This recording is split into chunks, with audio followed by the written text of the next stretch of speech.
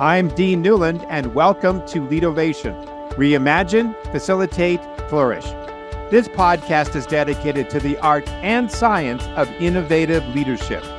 Through insightful interviews with industry experts, I bring you cutting-edge strategies and experiences of innovative leadership, helping you think differently, act strategically, and achieve remarkable results. Join me as I provide insights and tools that empower you to make smarter decisions, forge meaningful relationships. Welcome to Leadovation.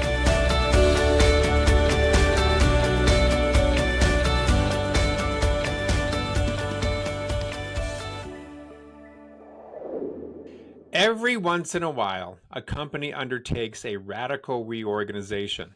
Jobs change or disappear. Processes are assessed, improved, or even eliminated entirely.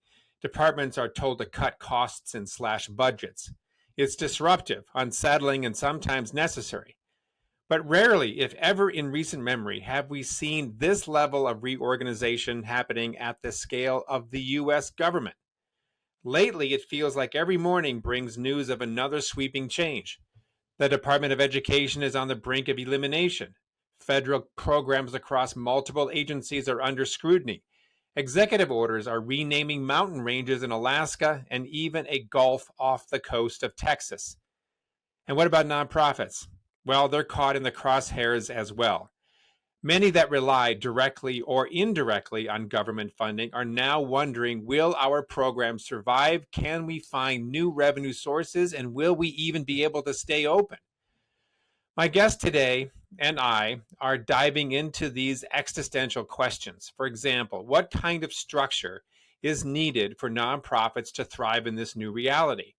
Should the government act, say, more like a seed investor, providing early support and then stepping aside? Should the for-profit organizations take more responsibility for the communities they benefit from? Do we need a new mindset altogether about the role of nonprofits in our society? As Dan Pallotta argues in his very powerful TED Talk, the way we think about charity is dead wrong. And what about how nonprofits are structured internally? Do we stick to the traditional hierarchical model with one leader at the top, or move toward a shared leadership and flattened structure? Should our structure be designed to serve outcomes and purpose, or to support a culture of inclusion and belonging, or both? These aren't just theoretical questions, they're practical, timely, and urgent. Isaac MacDonald has spent the past 8 years at Trepwise, consulting with over 100 organizations, including the New Orleans Youth Master Plan, the Jazz and Heritage Festival and Foundation, and the Orleans Public Defender's Office. He holds a BA in Urban Studies at Brown University, where he founded the Urban Journal, a publication exploring the future of urban environments. Before moving to New Orleans, he worked with several environmental nonprofits in Washington, D.C. Isaac is a 2015 Venture for America Fellow, a 2021 New Leaders Council Fellow, and currently serves as treasurer for the local chapter of the Sunrise Movement. Isaac MacDonald on the Leadovation podcast. Isaac, great to have you. I wanted to tell you a story to lead us into this conversation. I was just kind of in your neck of the woods, not really in New Orleans, but over in Augusta, Georgia. So it's a long way away from where I was, up here in Oregon or down in Phoenix. And I was working with a group of I'll say a group of CEOs from a network of nonprofits. And we had to get into the conversation because here we are. What are we, March 2025? We've got a lot going on politically right now. We've got an organizational reorganization of our government in many ways. It's very disruptive.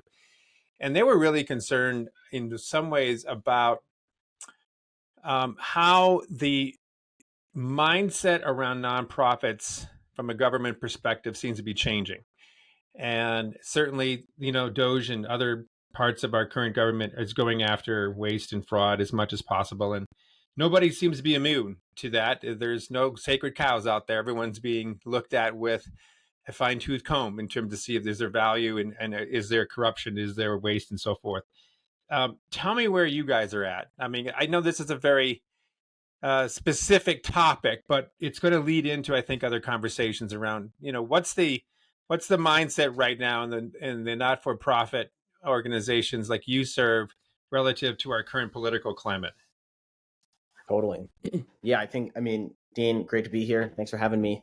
You And bet. it's the question that's on top of everyone's mind. So I'm glad that we're starting with what's in the news. I think that when I work in an organization called Trepwise. We work with nonprofits here in New Orleans, but across the country, in thinking about strategy and thinking about how to maximize their potential.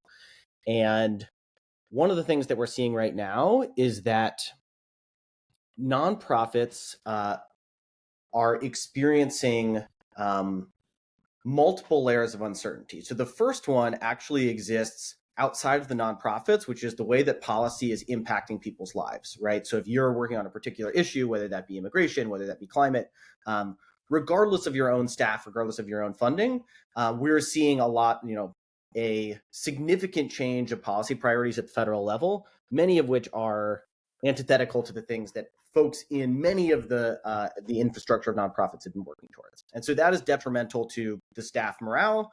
It's detrimental to the number of people that need services if you're going to, withdraw federal funding. And then there's this secondary push, which is even more core, which is actually many of them receiving some type of funding, right? Which is federal funding, or they're receiving secondary funding that's trickling down.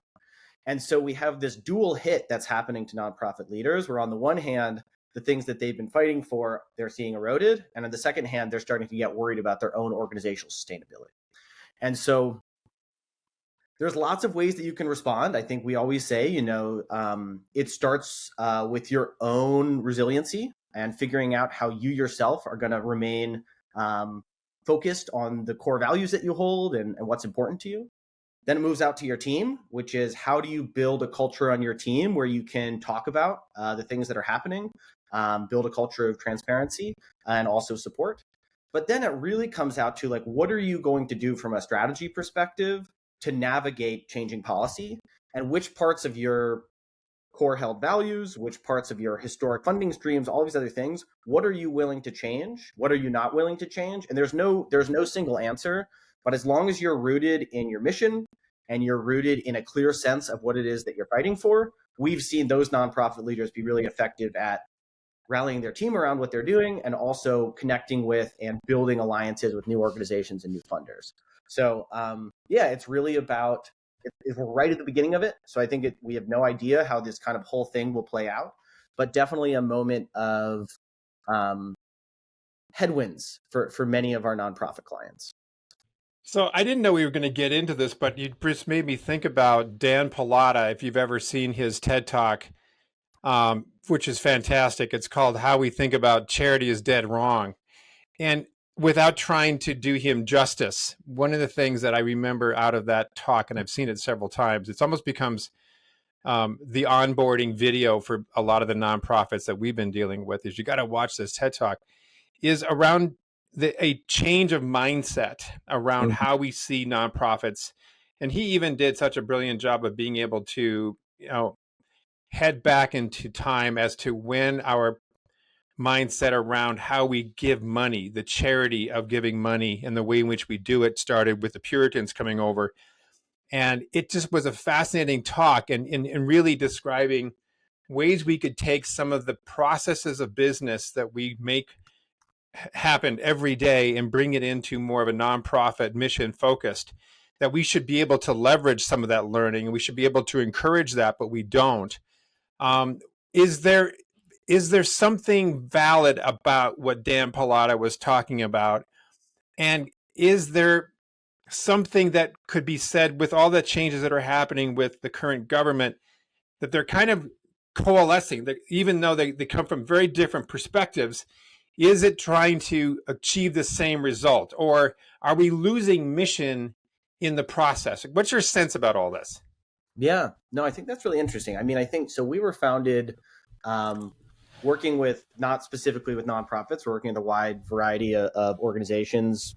Our founder, has experience in financial services, and sort of that was kind of the core insight at the beginning, is how do we take some of these entrepreneurial ideas? How do we take kind of business practices and implement them within the social sector? And so I do think that there's always ways that organizations can become more efficient. There's always ways that they can do a better job of thinking about long-term sustainability. And I think for the most part, my experience working with and looking into nonprofits is there's a lot of people within them that have ideas on how they can improve organizational effectiveness. There are some barriers to doing it. A lot of it has to do with the way that funding is structured. So you don't have a lot of unrestricted funding. There's a lot of reporting. And so there are reasons maybe that nonprofit, and you can't pay people very high salaries. So you're often stuck in sort of a bit of a trap where you're unable to advance people within the organization. And so there are things that nonprofits are like structurally often unable to do that allows business to implement those efficiencies. So I think there are, now they can go and earn revenue. And I think one of the things that's going to start happening if people lose some of their philanthropic and government sources is start thinking about earned revenue models within their nonprofit structures. And so in that case, you have a little bit more flexibility. You spend a lot of your time maybe delivering those earned revenue services. But I think ultimately, the point of government services existing, and a lot of these nonprofits in some ways, where the government itself had retracted from basic responsibilities that it was doing and then subcontracted out through federal grants things that the government typically would have done. And so we can sit here and say, oh, why are all these bloated nonprofits getting money to do energy infrastructure projects and build solar? Well, actually, it's a responsibility of the government to build an energy future for the country. We have, in some ways, inefficiencies in government, and starving government has allowed then everything to be subcontracted. And now we're looking at those subcontracts and saying, why not the private sector? And so I think there is definitely a role for improved efficiencies and M&As within nonprofits. We talk a lot about 6 different organizations that are doing the same thing in a community. Is there an opportunity for there to be mergers and acquisitions in the nonprofit space? So there's definitely an opportunity for collaboration and combination. But what I don't think is true is that if all of those nonprofits just adopted free market principles, they're not doing things that are necessarily market ideas. They're like feeding hungry people.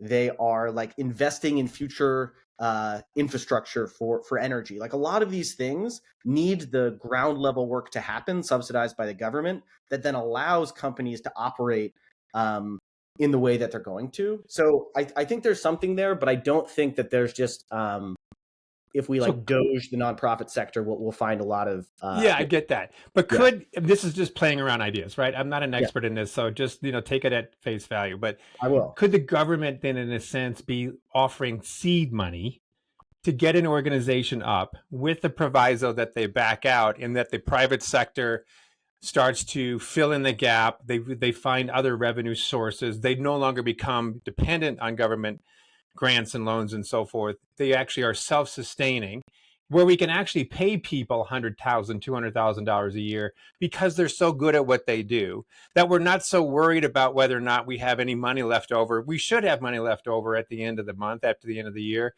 so we can reinvest, so that we can actually spend, we can increase the pie. Like all of a sudden we've got, we spend, 30% towards marketing. Well, yeah, we spend 30% towards marketing. We would say that doesn't go to mission. Yes, but it may not go to mission. But now all of a sudden we are 10 times the size. We're serving 50 times more people. What's better?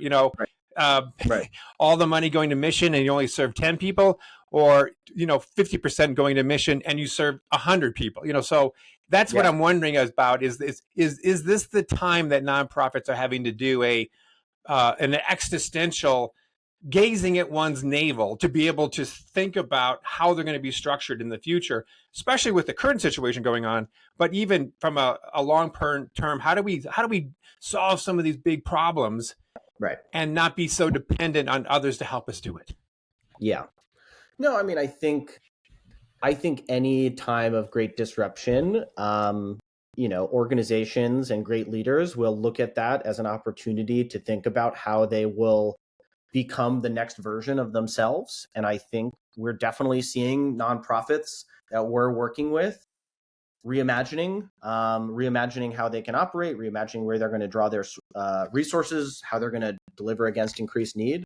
So I think in that way, And I think we both agree about overhead. Like, I don't, the simple test of, what percent of your budget is going to overhead is not relevant. Some of the most Right. effective nonprofits spend a lot of their money scaling up, or a lot of their money on other things.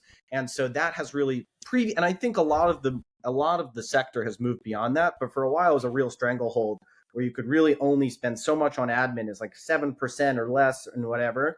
And so I think what we really need, and what people in the sector need right now, is unrestricted funding so that they can build that next version of themselves. And so, Right. and I think so. The real holy grail in general, obviously, is unrestricted funding. But to your point, a lot of philanthropy is about this seed money for the next version. And so sometimes that looked like seed money to scale up and get government grants. That was a lot of how some of this worked. Is if you're small, you can't manage a government grant, but it's the most stable funding stream. If that's not going to be the case anymore, there needs to be different seed funding scaling up to different models. And so I do think we're seeing some of that, and some of the big foundations are, right now rolling out their strategies of what they're going to do to respond. But yeah, I think we're going to see a lot of change, and a lot of people might get hurt in the process. But there also might be some really interesting and adaptive organizational models that people can learn from. I've got a nonprofit we're dealing with right now that actually avoids working with government grants and local grants. They're trying to be as self-sustaining as possible. They even created a taxable nonprofit company that can eventually have for-profit companies under it, of which those companies kick out profit that then gets reinvested in the nonprofit. Yep. So you start creating these networks of businesses that support one another, getting out of the dependency of federal funding, local funding. Yeah. And because, in a way, they're probably sitting back and going like, thank God we didn't go down that route, because the kind of concern that a lot of people are having right now is well-founded. Yeah. And I think, we've seen that model here in New Orleans. There's a treatment center. It's largely for alcohol and other types of addiction. And they also run a workforce development program. That workforce development program runs a car dealership. They also run a thrift store. People donate furniture to the thrift store. The folks that are coming out of the program are working at these, various establishments. So there are ways, and when we talk about nonprofits doing earned revenue, that's one thing, which is like develop a diversified revenue stream that's like a different business. But we even mean like, there's a nonprofit here who does sort of economic ESG assessments functionally. So what is your economic impact? What is your environmental impact? So like how many watts are you using? What is your social impact? Are you paying your employees well? What's your governance? And they'll go in and they'll audit like a big, cement manufacturer to figure out how they can reduce their energy bills and reduce their environmental impact. And then they'll make an impact video. And that's very valuable for a cement manufacturer who wants to, be one of Walmart's big, sustainable distributors. And so that's their earned revenue stream. Now, at a certain point, if you start earning too much revenue, you don't qualify necessarily for some of the tests around 501c3 status. So there's a lot of like learning about some of the trade-offs, but I definitely think, there is still a fundamental question, which is like not everyone in our society has access to the same resources, and many of them need support in order to live the base type of life that we're hoping people in our society can have. 100%. And I think 100%. until we figure out, like, that's some of what taxes are for. And that goes to the government and they get funneled down. For a while, nonprofits were living in that gap, taking the government resources and being on the ground, like feeding people the tonnage of food. If we don't want that to happen, or if the government says we want that to happen in a smaller way, that need still exists. And so the question is, what are we going to do as a collective to fill that need in the absence of what was traditionally one of the main funding sources for some of these things? And I like your ideas a lot. I mean, I think like some of it will be creative approaches to self-funding and sort of like almost like mutual aid in your community, which is like, we provide resources for each other, and that collectively allows us to, lift up those of us who don't have resources. But it's an unanswerable question, but it's one that will be answered over time by a bunch of nonprofits trying. Understood. Talk about shared leadership. In your materials that I was reading, you were talking about how that's become an experiment, maybe even a trend within your world. our typical idea about leadership when it comes to organizations, including nonprofits, in many cases, our mindset is, there's one person at the top, and then there's the executive team underneath, and that one person has a board, and then you continue to find your way down to the rank and file. Now, you could, from a narrative standpoint, make people feel good. You could take that org chart and flip it upside down and say that you people on the bottom are really on the top because that's who really matter. And we go, okay, that sounds good. But we all know that the real decisions and the real structure is from the person who gets the most money and who's at the very top, the CEO, whatever. Talk about what shared leadership is and how it's been able to make a difference in your world. Totally. So, we part of this work, which has been really interesting, is like oftentimes the best ideas come from our clients, and you'll come in and they'll say like, hey, we need to do planning. These are some of the things that we're thinking about. And so this is something that we started seeing. Well, maybe I'll start with this. I think that throughout history, we have certain ideas around hierarchical leadership as the way often stemming from sort of military or government examples.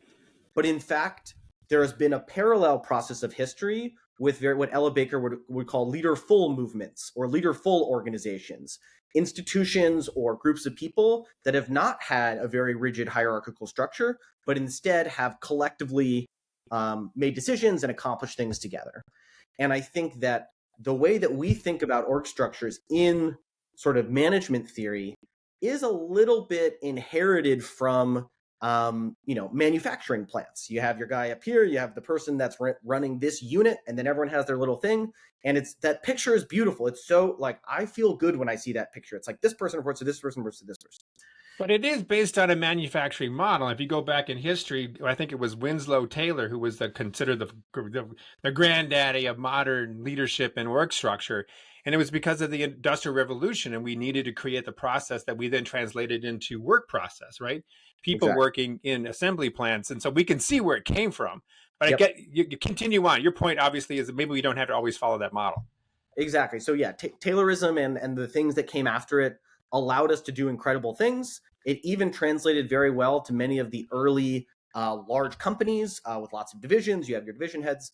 I think that what we've been seeing, particularly in the nonprofit space, but I actually think this is applicable to a wide variety of contexts, is that model ends up having very common and shared pain points.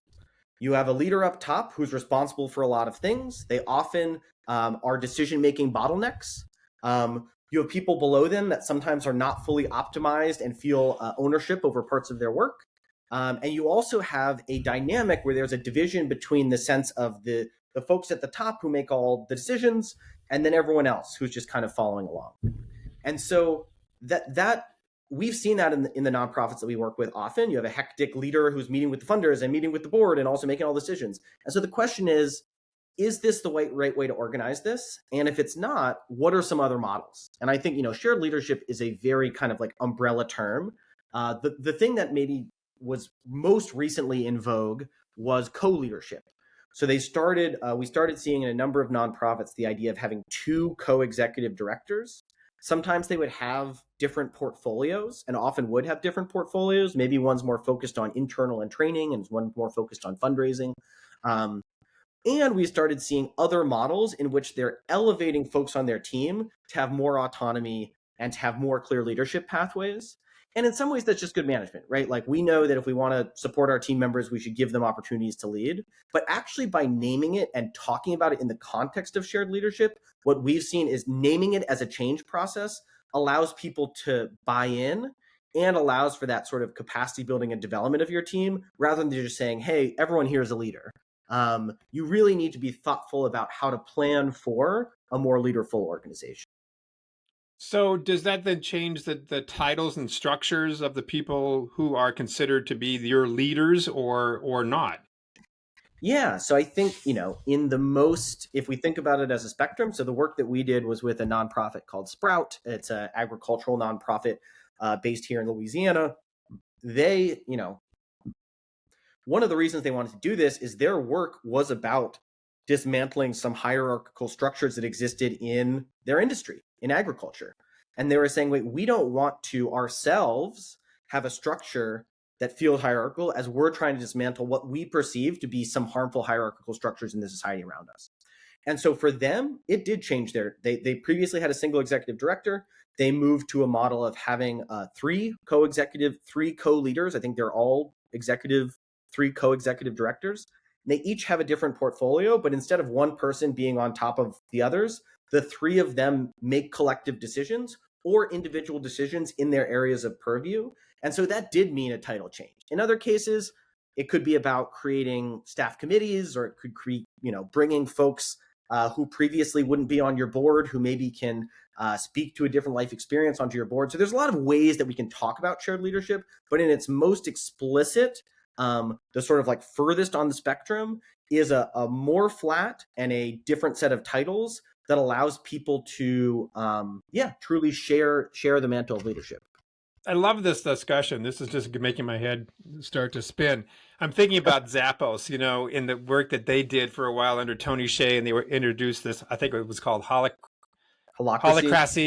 and it's basically a version of what you're talking about. And I remember reading up on like even grocery chains like Whole Foods would basically give teams the autonomy to hire and fire and to distribute the bonuses within that team. That was not their job management. That was the team's job. I love some of these ideas. I mean, they're radical and they're wonderful.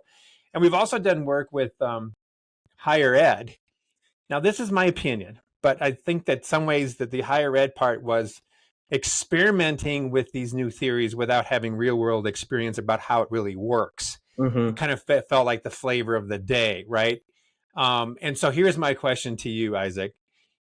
My mind, at least the way I think, goes to working backwards. I kind of subscribe to that idea that what is needed in the overall vision and mission of the team or the organization, and then based on where we're headed and our customers and the environment and all those other things that are important, let's structure for that. Is that what you're suggesting? Meaning I could see where a hierarchical structure based on the kinds of outcomes we're trying to create might be the best structure. Or it could be that there's another kind of outcome that we're trying to create where more of a flat leadership level or shared leadership is the best structure. So what is your versus we want to do this because our focus is so much about culture, and don't get me wrong, culture is extremely important, but we're putting the scale more towards allowing people to feel included with losing the sight of what this business is doing. And that's a tough thing to balance. So do you see where I'm going with this? Totally. Structure for culture versus structure for business and culture. What's your thought? Yeah, I think, I don't think you should let the culture tail wag the business dog. I think that the important thing is alignment between. So yeah, I think basically you should figure out what it is you're trying to do ultimately, though that process should involve more people than just the person in this hierarchical structure who's the number one, right? So yes. It's easy to rationalize a hierarchical structure if you have one person who has a goal, and it's easy to then say, and the thing we need to do that is me as the king of this organization. So, but if you do a process that involves a lot of the folks that, you are impacting and that you're working with and everything else, and you figure out, okay, this, your customer or the person you're serving, whatever you're doing, if you do all that work and you figure out, these are my goals, there are definitely situations where what hierarchy does is allows you to command and control and make quick decisions.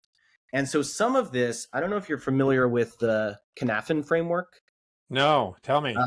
It's a complexity theory framework by this guy, Dave Snowden. And basically there are 4 quadrants, and it says at any given moment, there are different types of environments. You can be in a simple environment, a complicated environment, a complex environment, or a chaotic environment. And depending on what environment you're in, the feedback loops that exist in that environment are different. And so when you are in a chaotic environment or even a complicated environment, so I'll just go through really quickly. This isn't a podcast on the Cynefin framework, but no, it's all good. In a simple environment, cause and effect are 1-to-1. So you can basically do something and you immediately experience the results. That is not most of the environments we're in, but it's a lot of the tools that we develop are maybe based on that idea. As you move into complicated, You need people with specific expertise, but then they can understand those causal relationships. So that would be like, how do you build a car engine? I don't know how to build a car engine, but if you bring someone in that knows how car engines work, those feedback loops are pretty clear. In a complex environment, that's when you involve the interrelationships of things. And at that point, you basically just have to sense and respond because you no longer understand. There's no like level of theory that you can have to really understand what's happening in the environment, but you can make hypotheses. And then finally, in the chaotic environment, the environment is so chaotic that all you can do, rather than making hypotheses, responding and sensing, you literally just have to like do stuff and then see what happens. Hmm. So I think there is an interesting map onto this question of hierarchy, which is that a hierarchical structure is really good actually in that chaotic environment because you're able to quickly make decisions, see what happens, and then make more decisions. So right now, in this moment when there's a lot going on, it may be that a slightly more streamlined, slightly more hierarchical structure where a leader can make some bets or a small group of people can make some bets. It's the benefit of the startup over the big corporation, like that might be a good design. But my theory is basically that over the long term, most of what we're operating in is complex environments because they involve people. And we're trying to apply complicated frames like their engines to complex environments. And so I think that the structures that exist that are a little more adaptive, a little more shared, are more supportive of the types of thinkings and the types of adaptation that organizations need to survive in complex environments. Now, you might say, no, we're a shipping company, we're Amazon. All we care about is customer service and ship times and expand it. Yeah, maybe you don't need like 16 different committees. What you really need is like Jeff Bezos being like a total nut.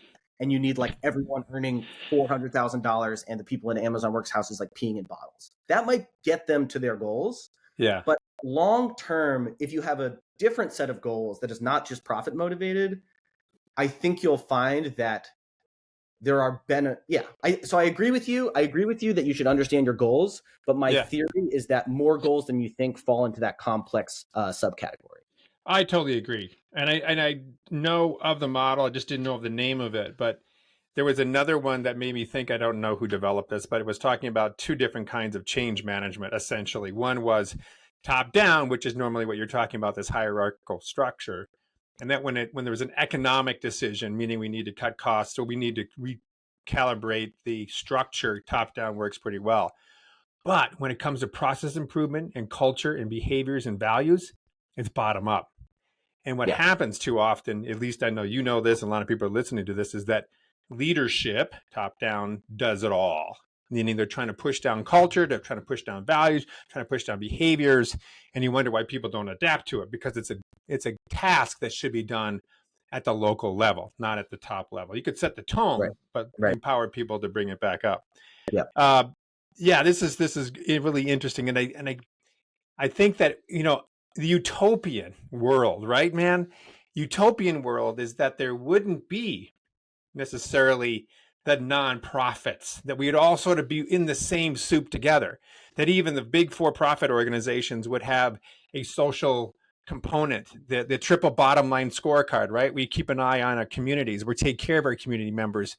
We devote certain number of hours every week, every month to helping our community. We help support financially organizations that need that help, and we're all part of this together. Now, again, this is very utopian. I know we're not there yet, but maybe this is the time for us to start thinking about what that would look like.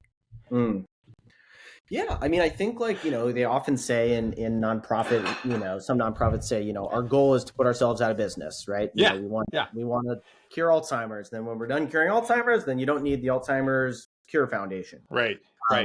And I think that's actually a really good thing to keep in mind. And I think sometimes nonprofits can get on a cycle of self-perpetuity, sort of just like we exist because we've always existed. Yes.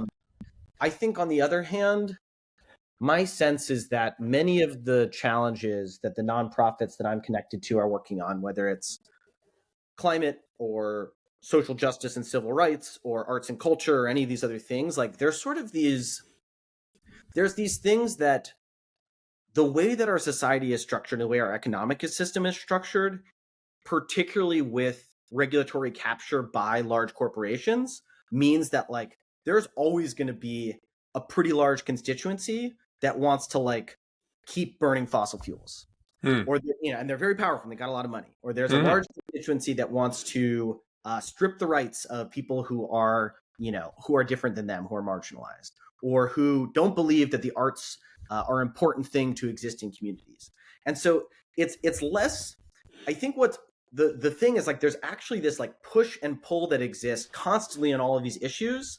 And many of the nonprofits, like, the reason they're currently caught up in maybe this current political moment is like those boundaries were drawn really clearly. And also, like, many of the opponents of these things who are currently in power have very strong different ideologies than a lot of the people who are running nonprofits. And so I don't disagree that, ideally there are no hungry kids and then you wouldn't need to give money to Feeding America. But like, we have hungry kids because their families can't earn enough money to pay for housing and to pay and to feed them. And so until you fix economic inequality, which some of the True. nonprofits are trying to do, True. We get it. Yes. and so I'm not trying to like politically philosophize, but No, I it's think good. these bigger levers, and in some ways it's like the nonprofits aren't hitting the big levers either. It's like the nonprofits are trying to fill the gap. And there's this story about, this is like a systems change story, but it's like the first time someone, washes down the river, you go out and you grab them, you take them out of the river. And the second guy who washes down the river, you go and pick him out. But after, the 7th or 10th or 15th, you got to go upriver and be like, what is going on? Why are so many folks floating in the river? And in some ways, that's some of the structural and systemic change that nonprofits have started to try and do, but I think really upset folks who have more conservative values, because the idea of structural change is very upsetting.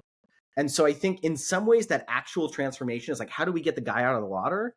Like, that was what was starting to happen in academic spaces for a long time, but maybe more in like sort of social spaces.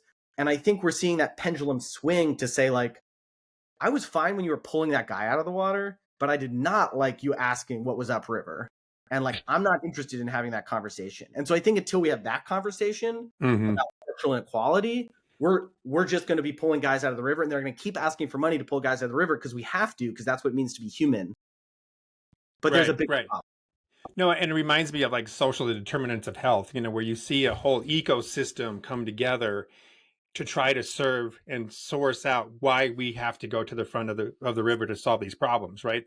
It's not just health, it's health care, it's access to jobs, it's mental health, it's clean streets, it's lack of violence, it's all of these things that come together that create a healthy community.